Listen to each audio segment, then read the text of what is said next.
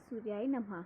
आज पौष मास के शुक्ल पक्ष की एकादशी तिथि है और आज शुक्रवार का दिन है और आज की एकादशी को पुत्रदा एकादशी के नाम से जाना जाता है। तो आइए आज हम पुत्रदा एकादशी की कथा का रसपान करते हैं। प्राचीन समय में भद्रावती नाम की नगरी में सुकेतुमान नाम एक राजा राज्य करता था।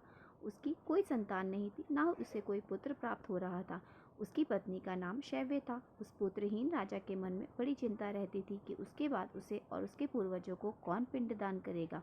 उसकी पत्नी भी इसी चिंता में परेशान रहती थी और उनके पितृ भी बड़े परेशान होकर दुखी मन से उनसे पिंड लिया करते थे कि सुकेतुमान के मरने के बाद हमें पिंड कौन दान करेगा। इधर राजा भी अपने बंधु बांधव, राज्य, हाथी, घोड़ा इन सब के होने के बाद भी संतुष्ट नहीं थे। बस उनके मन में एक ही दुख हमेशा बना रहता था कि वह संतानहीन है। उनका एकमात्र कारण था पुत्रहीन होना। ऐसी मान्यता है कि बिना पुत्रों के पितरों और देवताओं का ऋण चुकाया नहीं जा सकता। इसी तरह राजा और रानी रात दिन चिंता में रहते थे। एक दिन राजा इस चिंता के कारण इतना दुखी हो गया कि उसके मन में अपना शरीर ही त्याग देने की इच्छा उत्पन्न हुई, किंतु वह सोचने लगा कि आत्महत्या करना तो महापाप है। इसलिए उसने इस विचार को अपने मन से निकाल दिया। एक दिन इन्हीं विचारों के साथ वह डूबा हुआ था और अपने घोड़े पर सवार होकर वन जा रहा था। घोड़े पर सवार राजा वन में पक्षियों और वृक्षों को देखने लगा। उसने देखा वन में मृग, बाघ, सिंह, बंदर आदि विचरण कर रहे हैं। हाथी अपने बच्चों और हाथियों के साथ उनके बीच में बड़े प्यार से घूमते हुए विचरण कर रहे हैं। उस वन में राजा ने देखा कि कहीं तो सियार कर्कश स्वर निकाल रहे हैं, कहीं मोर अपने परिवार के साथ नाच रहे हैं। वन के इतने सुंदर मनोहर दृश्यों को देखकर राजा और ज्यादा दुखी हो गया कि इन जानवरों तक के पुत्र हैं, इन जानवरों के भी परिवार हैं, लेकिन उसका कोई पुत्र क्यों नहीं, उसका परिवार आगे क्यों नहीं बढ़ता। इसी सोच विचार में दोपहर हो गई। उस एक दिन एकादशी का दिन था। राजा ने सुबह से कुछ नहीं खाया पिया। अब राजा एक पेड़ के नीचे बैठकर सोचने लगे कि मैंने तो अपने जीवन में अनेकों यज्ञ किए, ब्राह्मणों को स्वादिष्ट भोजन कराया, दान भी दिए, किंतु फिर भी मुझे इस जन्म में दुख क्यों मिल रहे हैं। आखिर इसका क्या कारण हो सकता है। मैं अपनी परेशानी किससे कहूँ, कौन मेरी व्यथा को सुनेगा, कौन मेरी का समाधान करेगा। इस प्रकार राजा अपने मन ही विचारों में खोए हुए थे। तभी राजा को जोर से प्यास लगी। अब वह पानी की तलाश में वन में आगे बढ़े और काफी भटकने के बाद कुछ दूरी पर एक सरोवर मिला। अब राजा जब उस सरोवर में पहुंचे तो देखा कि सरोवर में सुंदर कमल के फूल खिले हुए हैं। सारस, हंस, घड़ियाल आदि अपने परिवारों के साथ उस सरोवर में जल क्रीड़ा में मग्न थे। सरोवर के चारों ओर ऋषियों के आश्रम बने हुए थे। तभी अचानक पानी पीने से पहले ही राजा के दाहिने अंग फड़कने लगे। राजा ने सरोवर से पानी पिया और अपने दाहिने अंग को फड़कने का शुभ संकेत मानकर वह थोड़े से प्रसन्न हुए और उनके मन से हल्का सा बोझ उतरा और वह सरोवर किनारे बैठे ऋषियों को प्रणाम करके उनके सामने बैठ गए। ऋषिगण ने जब राजा को प्रणाम किया तो ऋषिगण प्रसन्न हुए और राजा से कहने लगे, हम तुमसे अति प्रसन्न हैं। तुम्हारी क्या इच्छा है, किस कारण तुम हमारे सामने बैठे हो, हमसे अपनी परेशानी कहो।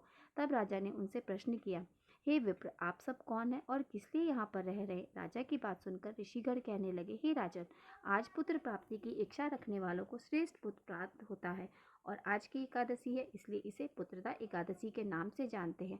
आज से 5 दिन बाद माघ स्नान है और हम सब सरोवर में स्नान करने के लिए आए हैं। ऋषियों की बात सुनकर राजा ने हाथ जोड़कर कहा, हे मुनियों, मेरा भी कोई पुत्र नहीं है। यदि आप मुझ पर प्रसन्न हैं तो कृपा कर मुझे एक पुत्र का वरदान दे दीजिए। राजा की विनती सुनकर ऋषि कहने लगे, राजन, आप तो बड़े उत्तम दिन यहाँ पधारे हो। आज पुत्रदा एकादशी की तिथि है। यदि आप इस दिन उपवास रखें तो भगवान श्री हरि की कृपा से आपके घर पुत्र अवश्य होगा। राजा ने मुनि के विचारों के अनुसार उस दिन उपवास किया, क्योंकि राजा ने सुबह से कुछ नहीं खाया था, केवल पानी ही पिया था।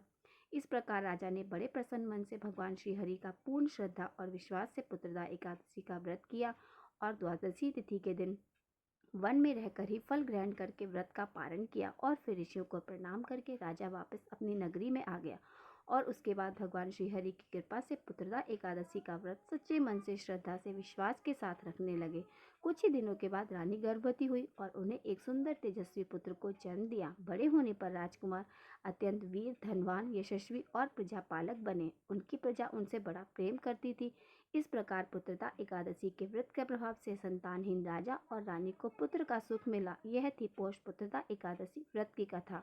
एकादशी के दिन भगवान श्री हरि और माता लक्ष्मी जी के साथ भगवान श्री कृष्ण की पूजा भी अवश्य करनी चाहिए। भगवान को आज के दिन पीले फूल, पीले वस्त्र, पीली मिठाई आपको अर्पित करनी चाहिए। साथ ही धूप दीपक जलाकर मंत्रों के जप के साथ व्रत कथा या पढ़नी चाहिए। इसके साथ ही आज के दिन भगवान श्री हरि को भोग में तुलसी दल अर्पित किए जाते हैं। आटे को घी में भूनकर उसमें चीनी मिलाकर प्रसाद तैयार करके आपको भगवान को भोग अवश्य लगाना चाहिए। साथ में तुलसी दल भी भोग के साथ भगवान श्री हरि को अर्पित करना चाहिए। इससे भगवान श्री हरि की कृपा सदैव आप पर और आपके परिवार पर बनी रहेगी। तो ये थी आज की एकादशी की कथा। अब हम सुनते हैं पौष मास का आगे का महात्म्य। आगे के वृतांत में मुनि कहते हैं, इस जगत में सृष्टि करके ब्रह्मा जी ने पूर्व कल्पों के अनुसार वर्ण, आश्रम, समुद्र, पर्वत, द्वीपों का विभाग किया। देवता, दैत्य, सर्प आदि के रूप और स्थान भी पहले की तरह ही बनाए। ब्रह्मा जी के मरीच नाम से विख्यात जो पुत्र थे, उनके पुत्र कश्यप, उनकी 13 पत्नियां हुई। वे सब की सब प्रजापति दक्ष की कन्याएं थी। उनसे देवता, दैत्य और नाग बहुत से पुत्र उत्पन्न हुए। माता अदिति ने त्रिभुवन के स्वामी देवताओं को जन्म दिया।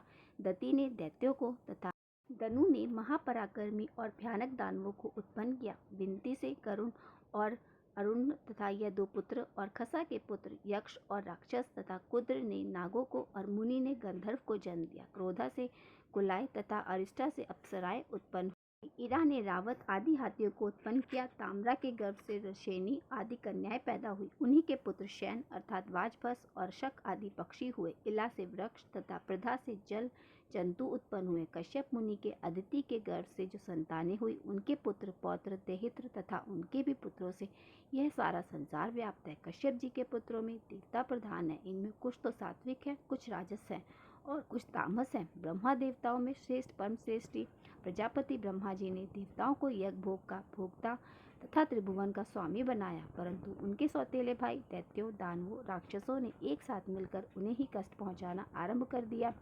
इस कारण 1000 दिव्य वर्षों तक उनमें बड़ा भयंकर युद्ध हुआ। अंत में देवता पराजित हुए और बलवान दैत्यों तथा दानवों को विजय प्राप्त हुई।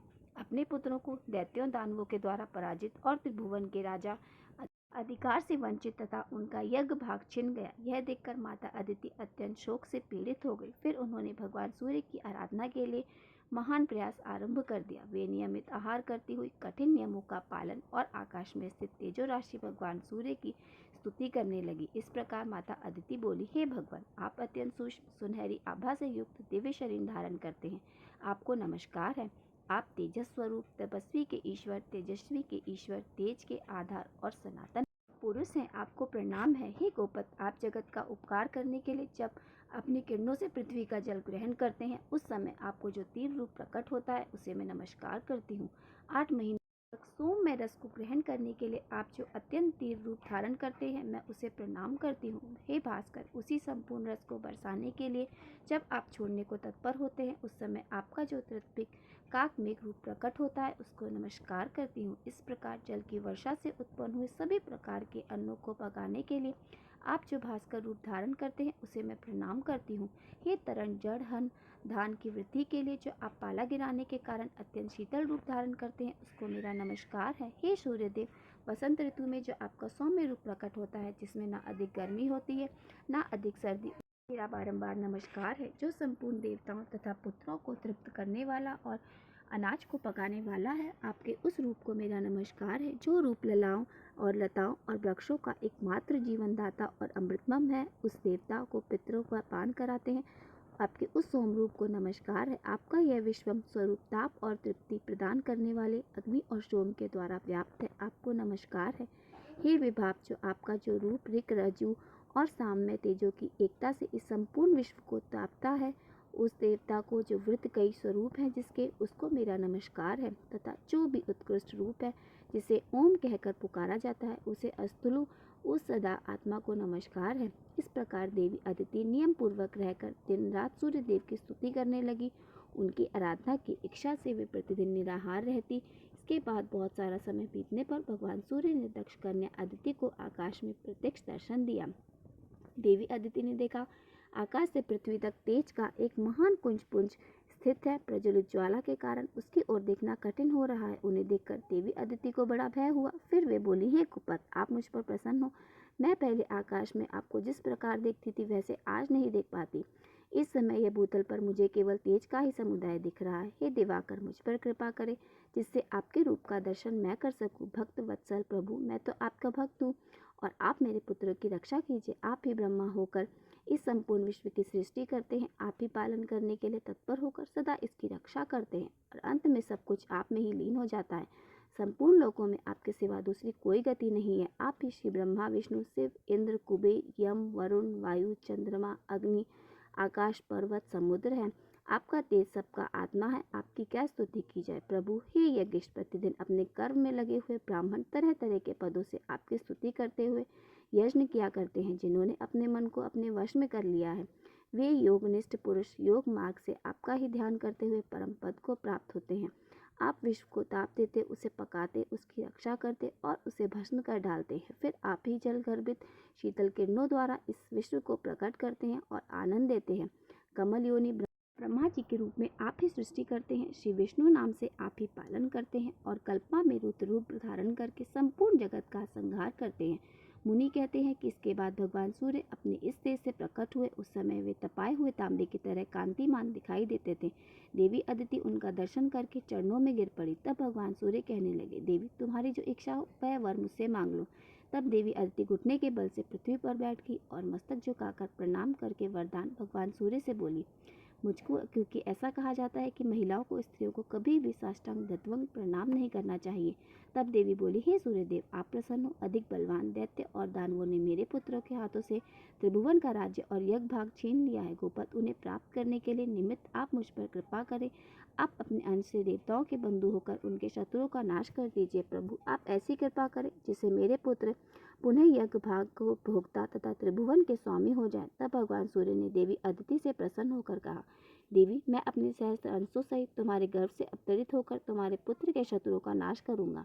ऐसा कहकर भगवान सूर्य वहीं अंतर ध्यान हो गए और देवी अदिति भी संपूर्ण मनोरथ सिद्ध हो जाने के कारण तपस्या से निर्वत हो गई। इसके बाद सूर्यदेव की सुषमना नाम वाली की किरण जो सहस्त्र किरणों का समुदाय थी देव माता अदिति के गर्भ में अवतरित हुई। देव माता अदिति एकाग्रचित होकर कृष्ण और चंद्रायन आदि व्रतों का पालन करने लगी और अत्यंत पवित्रता पूर्वक उस गर्भ को धारण किए रही। यह देखकर महर्षि कश्यप ने एक दिन कुछ क्रोधित होकर कहा, तुम नित्य उपवास करके अपने गर्भ के बच्चों को क्यों मार डालती हो। यह सुनकर देवी अदिति ने जो कहा भक्त जनों उसका वृतांत आप सभी अगले अध्याय में अवश्य सुनिएगा। और आज का वीडियो आपको कैसा लगा कमेंट करके जरूर बताएं। अगर वीडियो पसंद आया हो तो वीडियो को लाइक भी अवश्य कीजिए और मेरे साथ जुड़े रहने के लिए ऐसी और कथाओं का रसपान करने के लिए मेरे चैनल को सब्सक्राइब अवश्य कर लीजिए। तो मिलते हैं हम आपसे अगली वीडियो में। ओम गृणी सूर्याय नमः। श्री हरि विष्णु की जय हो।